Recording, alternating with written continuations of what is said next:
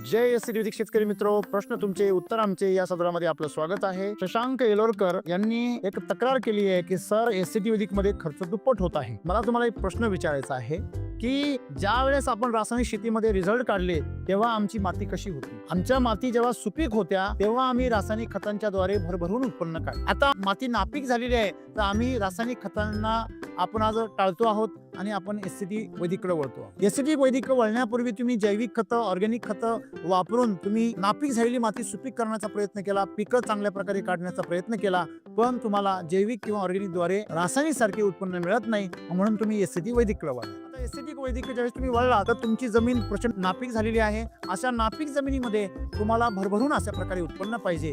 तुम्हाला चमत्काराची अपेक्षा आहे तो होईल, परंतु तुम्हाला त्याची किंमत पण मोजावी लागेल. तुम्ही जी माती नापीक केलेली आहे ती एससीटी वैदिक मध्ये झालेली आहे का? नाही, तुम्ही पूर्वीच केलेली आहे.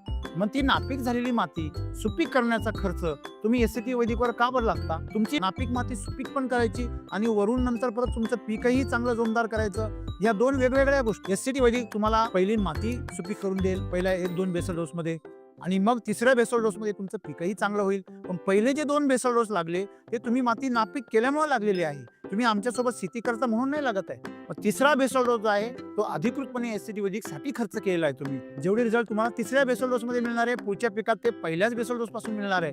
म्हणून तुम्ही तयार केले खड्डे, तुम्ही नापीक केले माती खर्च आहे, तिचे बिल आहे, तुम्ही एससीटी वैदिकवर फाडता, हे मात्र तुम्ही अन्याय करता. जगामध्ये कुठलंही असं तंत्रज्ञान नाही जे तुम्हाला नापीक माती सुपीक करून देईल.